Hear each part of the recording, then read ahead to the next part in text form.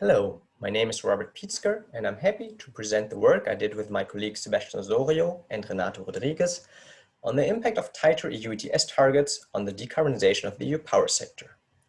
The aim of this study was to derive policy-relevant insights on electricity sector investments and generation, CO2 prices and costs. We did this through a scenario-based analysis with a numerical model, the LIMES EU model. We focus here on two core scenarios. First, the reference scenario called REF, which simply portrays the current targets. Secondly, an ambitious scenario called M, which takes the likely new -55% reductions and splits them according to the current effort split between ETS and effort sharing decision sectors. The model we use is a detailed linear optimization model for the EU electricity sector that also contains industry emissions, which are represented by a marginal abatement cost curve. What are the impacts of the two scenarios on CO2 prices and power sector?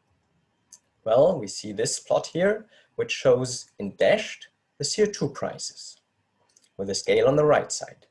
If we compare the black line for the reference scenario with the green line for the ambitious scenario, we see that the prices would more than double from roughly 26 euros per ton CO2 in 2030 to 60 euros per ton CO2.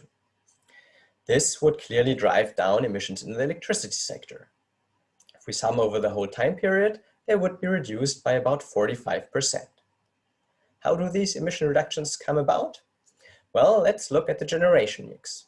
You see here the stacked bars. On the left side, always the reference scenarios. On the right side, the ambitious scenario. What is clearly visible that in all these scenarios, the future EU power sector is mainly based on renewable energies.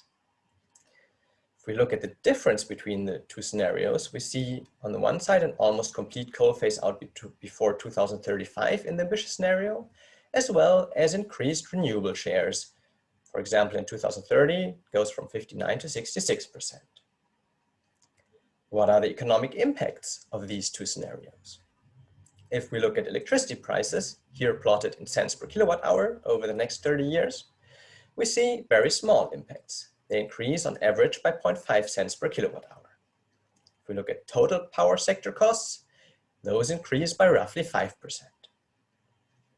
We also did a number of sensitivity studies. I want to focus here on one, namely our checking what happens if you refrain from using nuclear or CCS in the power sector.